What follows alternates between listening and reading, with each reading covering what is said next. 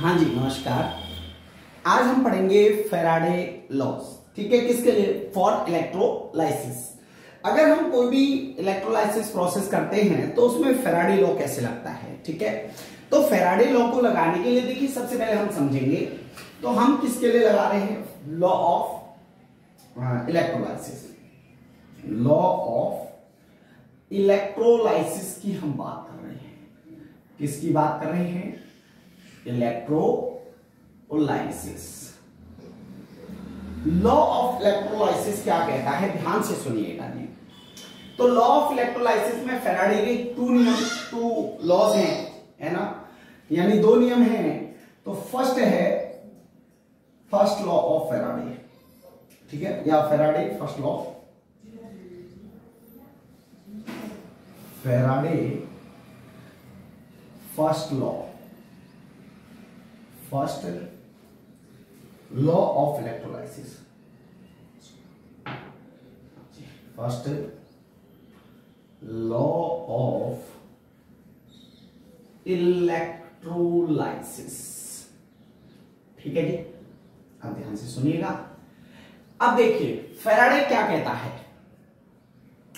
Faraday कहता है कि अगर हम अमाउंट ऑफ सब्सटेंस को इलेक्ट्रोड पर, ठीक है ना, लिबरेट होता है। अगर कोई भी सब्सटेंस जो होता है वो एक अमाउंट पे क्या होता है? लिबरेट होता है। क्या होता है? एक अमाउंट पर लिबरेट होता है। लिबरेट मतलब यानी जब में जो सॉल्यूशन में है उसमें डिसॉल्व हो रहा है। तो डिसॉल्व हो रहा है ना, तो वो किस पर डिपेंड करेगा? वो डिपेंड करेगा उसकी किस पर? जो हमने जितना क्या करा है, फ्लो कराया है, क्या? इलेक्ट्रिसिटी। क्या फ्लो करी है? इलेक्ट्रिसिटी। जितनी हम इलेक्ट्रिसिटी क्या करेंगे? फ्लो करेंगे सॉल्यूशन के अंदर, जितना इलेक्ट्रिक करंट फ्लो करेंगे उतना ही हमारा क्या होगा? अमाउंट ऑफ सब्सटेंस क्या हो जाएगा? लिबरेट हो जाएगा। क्या हो जाएगा? लिबरेट हो जाएगा। ठीक है जी। हाँ, तो क्या कहा था फैराडे ने फर्स्ट लॉ में? क्या कहा उन्होंने? कहा एक आप उन्होंने कहा आप एक कंटेन ले लो और इस कंटेन में इलेक्ट्रोड लगा दो। जैसे यहां पर लगाया Cu, है ना, Cu की हमने रॉड ले ली, ठीक है, और हमने क्या करा? इसमें इलेक्ट्रिसिटी फ्लो करी। तो हम देखेंगे जो आयन से हैं, जैसे Cu प्लस आयन है, वो किस पर डिपोजिट होने लग जाएंगे? कैथोड पर। और यदि ये Zn है, क्या है? Zn है, ठीक है ना। अदरवाइज अगर मान के चलो ये Zn है और यहां पर Zn है, तो आपको पता है ये क्या होगी? लिबरेट होगी, है ना। तो Zn है तो क्या होगी? लिबरेट। यानी कहने का मतलब अगर आप इलेक्ट्रोड हाई रिएक्टिव ले लेते हो तो इसका मतलब है अगर वो हाई रिएक्टिव है तो वो क्या होगा? डिसॉल्व होगा, यानी लिबरेट होगा। सॉल्यूशन के अंदर क्या होगा? लिबरेट होगा। कितने अमाउंट में लिबरेट होगा और कब तक लिबरेट होगा? जितना हम इलेक्ट्रिसिटी क्या करेंगे? सॉल्यूशन के अंदर फ्लो करेंगे। जितनी देर तक इलेक्ट्रिसिटी फ्लो करेंगे ये आपका क्या होगा? इस सॉल्यूशन के अंदर डिसॉल्व होता चला जाएगा। क्या होता जाएगा? डिसॉल्व होता जाएगा। तो ये फर्स्ट लॉ किसके लिए था? इलेक्ट्रोलाइसिस।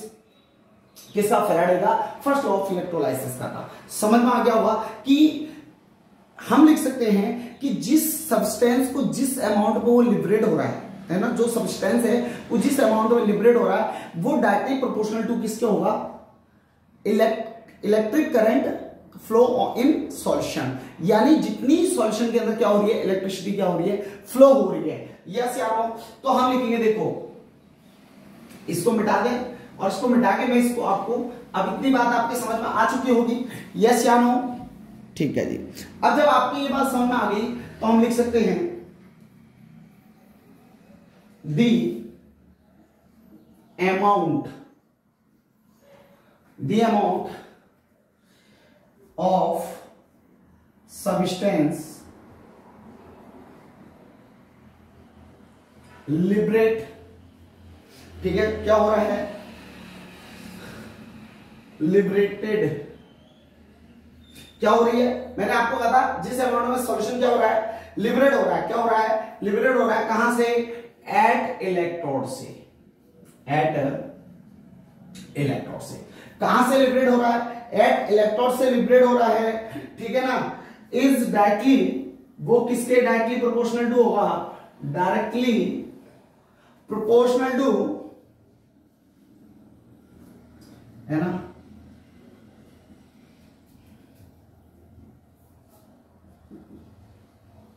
प्रोपोर्शनल टू किसके होगा, क्वांटिटी ऑफ इलेक्ट्रिक करंट, जितनी क्वांटिटी में हमने क्या पाई है, quantity of electric current, quantity of electric current, यानी जितनी क्वांटिटी में हमने क्या कहा है, इलेक्ट्रिक करंट क्या करा है, इलेक्ट्रिक करंट फ्लो किया है किसमें, या पास्ट किया गया है, किसमें पास्ट किया, पास्ट, है ना, electric current passed in electrolytic solution, electrolyte solution, yes या नो। तो हम लिख सकते हैं Faraday first law of electrolysis, the amount of substance liberate at electrode is directly proportional to quantity of electricity pass in electrolyte, जितनी quantity में आपने electric current को पास कराया किसमें, इलेक्ट्रोलाइट सॉल्यूशन में, उतना ही अमाउंट में क्या होगा, आपका सब्सटेंस लिबरेट होगा। ये बात कौन कहता था, फैराडे। इसलिए उसने कहा m प्रोपोर्शनल टू q, ठीक है। m क्या है, तो m बराबर आप लिख सकते हो m equal to amount of substance liberated at electrode, q क्या है, quantity of electric current passed in electrolyte in solution Q, ठीक है। अब आपको पता है m प्रोपोर्शनल टू हटाने के लिए हम क्या लगा सकते हैं, z, z क्या है, एक कांस्टेंट, क्या है, एक कांस्टेंट, ठीक है। अब Q आपको पता है, Q बराबर क्या होता है, I into T, I into T, ठीक है ना। तो Q की जगह हम क्या लिख सकते हैं, IT, यस या नो। ये फैराडे का फर्स्ट लॉ है, क्या है, फैराडे का फर्स्ट लॉ, ठीक है। अब हम समझेंगे फैराडे का सेकंड लॉ, कि फैराडे का सेकंड लॉ क्या है। देखिए सेम ही है दोनों, बस थोड़ा सा फर्क है, ठीक है। यहां पर केवल वन सॉल्यूशन के लिए है, वहां टू एंड मोर सॉल्यूशन के लिए है। अब फैराडे अपने सेकंड लॉ में क्या कहता है, मैं यहां पर ही सेकंड लिख देता हूं, सेकंड।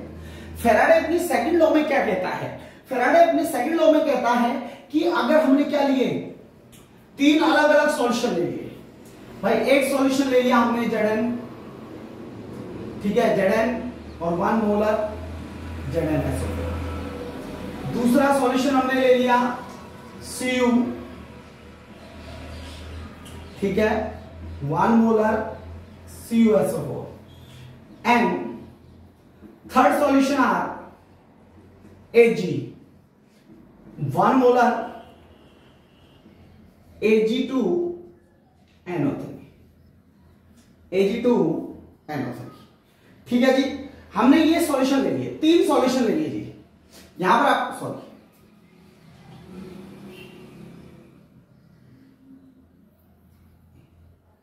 ऐसा करो, AgNO3, यहां आइए, तीन सॉल्यूशन हमारे पास है, तीनों सॉल्यूशन को हमने सीरीज में क्या कर दिया, अरेंज कर दिया। सीरीज में आपको पढ़ा ही होगा, सीरीज क्या होती है, देखो सीरीज जो होती है, देखो जब हम सीरीज में किसी भी इलेक्ट्रिक को क्या करते हैं, पास करते हैं, तो सीरीज में हमेशा याद रखना इलेक्ट्रिक करंट सेम बना रहता है ना। और वोल्टेज जो होते हैं वो कैसे होते हैं, डिफरेंट डिफरेंट हो जाते हैं। वोल्टेज डिफरेंट हो जाएगा लेकिन इलेक्ट्रिसिटी कैसी रहेगी, सेम, यानी सेम इलेक्ट्रिसिटी बह रही है। जितने टाइम तक हम एक में फ्लो करेंगे उतने टाइम तक सब में क्या होगी, फ्लो होगी। अब वो क्या कहता है कि अगर हमने तीन इलेक्ट्रोलाइट सॉल्यूशन को एक सीरीज में अरेंज कर दिया, जब हम उसमें सेम क्वांटिटी में क्या करेंगे, इलेक्ट्रिसिटी क्या करेंगे, फ्लो करेंगे। सेम क्वांटिटी में जब इलेक्ट्रिसिटी फ्लो करेंगे तो सेम क्वांटिटी में इलेक्ट्रिसिटी फ्लो करने पर क्या होगा, अब क्या होना है, देखो आपको पता है जो इस सॉल्यूशन है, इस सॉल्यूशन का जो इक्विवेलेंट वेट है ना, इस इलेक्ट्रोड पर डिपॉजिट होना या लिबरेट होने वाला, या तो डिपॉजिट होगा या लिबरेट होगा, दो कंडीशन में एक कंडीशन होगी। तो दोनों में से जो कंडीशन होगी उसमें हमेशा याद रखना, जो हमने सॉल्यूशन ले रखा है उस सॉल्यूशन का इक्विवेलेंट वेट जो होता है वो कहां पर इकट्ठा हो जाएगा, यहां पर डिपॉजिट हो जाएगा, या क्या हो जाएगा, इतना वेट क्या हो जाएगा, लिबरेट हो जाएगा। अब डिपॉजिट होता है तो भी कितना होगा, इलेक्ट्रिसिटी हमने फ्लो करी, फ्लो करके हमने देखा ZnSO4 का, भाई टोटल इसका क्या निकालेंगे, मोलर मास, और टोटल मोलर मास के बाद क्या करेंगे, इसके आयंस की, Zn में प्लस के दो, SO4 में माइनस के दो, तो आयन टोटल कितने हो गए, 2 आयंस, और 2 आयंस का डिवाइड कर देंगे, जितना अपना आंसर आएगा उतना इस क्षण पर क्या हो जाएगी, कोई भी चीज क्या हो जाएगी, डिपॉजिट हो जाएगी। कौन डिपॉजिट होगा, Zn, कौन डिपॉजिट होगा, Zn, उतना ही इक्विवेलेंट वेट के बराबर जो आपका Zn है वो यहां पर क्या हो जाएगा, डिपॉजिट हो जाएगा, और इसके इक्विवेलेंट वेट के बराबर यहां पर Cu डिपॉजिट हो जाएगा, और यहां पर Ag डिपॉजिट हो जाएगा। ये बात कहता है फैराडे का सेकंड लॉ इलेक्ट्रोलाइसिस। दोबारा समझिए, तीनों सॉल्यूशन को आपको सेम उस पर रख देना है, उसके बाद आपको एक सीरीज में इनको अरेस्ट कर देना है ना। अब सीरीज में अगर आप करंट फ्लो करेंगे तो करंट इक्वल रहता है, लेकिन वोल्टेज डिफरेंट रहते हैं, ये भी ध्यान रखना। अब जैसे हमने इन पर सेम टाइम तक सेम इलेक्ट्रिसिटी क्या करी, प्रोवाइड करी। अब हमने देखा ZnSO4 का जो इक्विवेलेंट वेट है उसके इक्वल हमारा यहां पर क्या हो गया, मास जो हो गया वो डिपॉजिट हो रहा है। CuSO4 का जो इक्विवेलेंट वेट है उसका जितना भी इक्वल होगा उसके यहां पर डिपॉजिट हो जाएगा, और Ag के यहां पर डिपॉजिट हो जाएगा। अर्थात ये क्या है, फैराडे का सेकंड लॉ कहता है। ठीक है, तो सेकंड लॉ क्या कहता है कि व्हेन सम क्वांटिटी, अगर जब हम सेम क्वांटिटी में इलेक्ट्रिसिटी फ्लो करेंगे किसके अंदर, या थ्रो आउट करेंगे किसके अंदर, सॉल्यूशन के अंदर, इलेक्ट्रोलाइट सॉल्यूशन के अंदर, तो वो कह रहा है कि इस समय देन वेट ऑफ सब्सटेंस, जो सब्सटेंस का वेट है, जो सब्सटेंस का क्या है, वेट है, सब्सटेंस का वेट जो है वो प्रोड्यूस ऑफ इलेक्ट्रोलाइट, जो इलेक्ट्रोलाइट में प्रोड्यूस होगा, जो सब्सटेंस का वेट है जो इलेक्ट्रोलाइट में क्या होगा, प्रोड्यूस होगा, वो डायरेक्टली प्रोपोर्शनल टू किसका होगा, इक्विवेलेंट वेट के, किसके होगा, इक्विवेलेंट वेट के। तो मैं यहीं पर यही बात लिखने जा रहा हूं, अब आप ध्यान से समझिएगा, और इस थ्योरी को आप लिख सकते हैं, आपके समझ में आ रहा होगा। देखिए, यदि आपको पढ़ाया हुआ समझ में आ रहा है तो प्लीज लाइक एंड सब्सक्राइब कीजिए। ठीक है जी, अब देखिए एंड शेयर कीजिएगा। फैराडे ने क्या कहा, व्हेन, है ना, तो फैराडे क्या कहता है कि व्हेन सम क्वांटिटी, ठीक है, तो जब सम क्वांटिटी में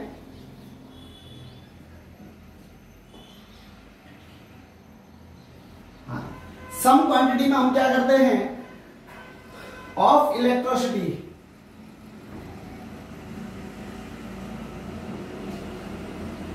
इलेक्ट्रिसिटी, है ना, तो इलेक्ट्रिसिटी को हम क्या करते हैं, इज पास्ड इन थ्रू,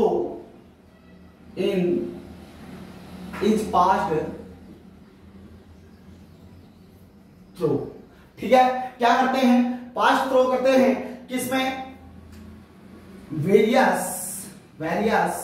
ठीक है, वेरियस इलेक्ट्रोलाइट्स, ठीक है ना, वेरियस इलेक्ट्रोलाइट्स,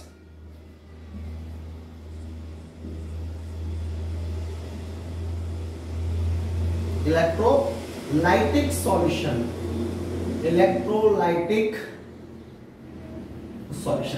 ठीक है। तो वो क्या कह रहा है, when same quantity of electricity is passed through various electrolyte solution, जिसको अरेंज किसमें किया गया है,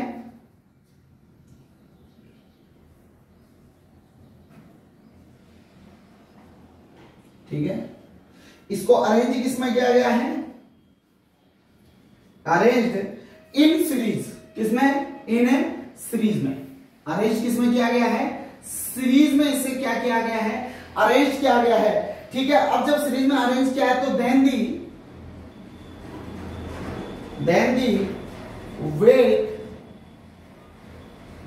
वेट्स, ठीक है, then the weights of substance,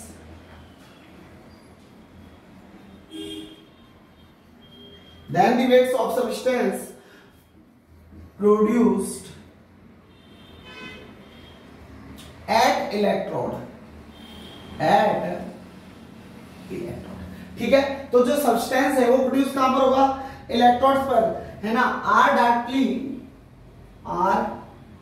directly proportional to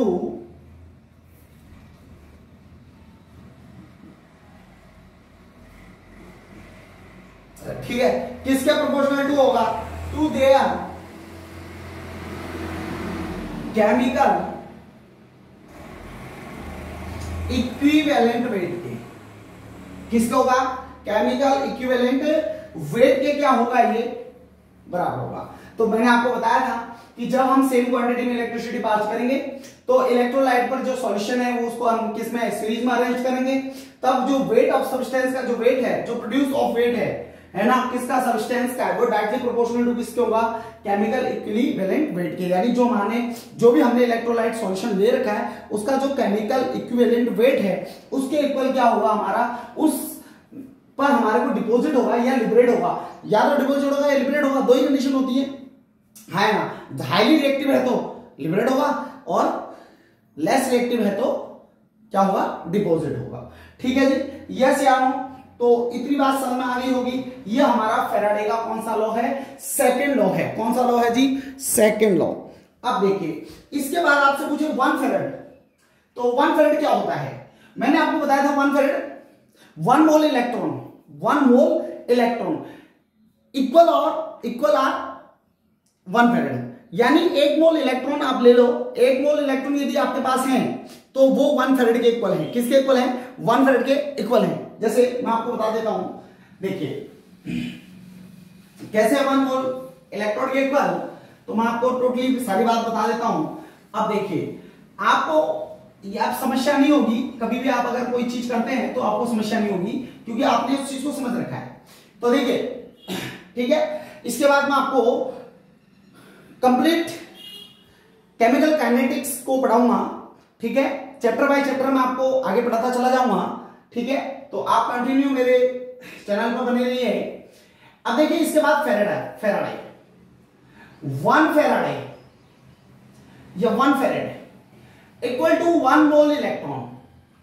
1 mole electron स्मिथ यानी 1 इलेक्ट्रॉन, इसको 1 मोल इलेक्ट्रॉन कह सकते हैं क्योंकि जो आगे डिजिट होती है हम इसको 1 मोल मानते हैं। मानते नहीं मानते, पीछे जो भी होता है हम उसको, जैसे अब मैंने कह दिया आपसे कि ये कितना है, आपको मैंने आपके सामने लिख दिया NaOH। मैंने कहा बेटा कितना मोल है? आपने कहा सर 1 मोल, क्योंकि इसके आगे कुछ भी संख्या नहीं है, कोई भी डिजिट नहीं है, तो कोई डिजिट नहीं है तो 1 मोल। ठीक है, अगर मैं लगा दिया 2 तो आपने कहा 2 मोल, मैंने कहा 3 तो आपने कहा 3 मोल। तो जो इसके आगे लगी हुई डिजिट होती है वो 1 मोल कहलाती है। ठीक है, सॉरी, मोल कहलाती है। क्या कहलाती है? मोल। जितनी भी डिजिट लगी, अब इसके आगे कितनी डिजिट लगी है, अगर मैं इसको ऐसे भी लिख दूं तो भी आप कहोगे 1 मोल इलेक्ट्रॉन। क्यों?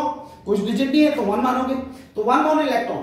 ठीक है, 1 फैराड, 1 फैराडे, 1 है फैराडे, 1 फैराडे 1 मोल इलेक्ट्रॉन, तो 1 मोल इनटू इलेक्ट्रॉन। अब E माइनस क्या है? Charge of electron. Charge of electron, electron के ऊपर क्या चार्ज है? तो 1 मोल इलेक्ट्रॉन बराबर कितना होता है? आपको पता है 1 मोल 6022 into 10 to the power -23 क्या?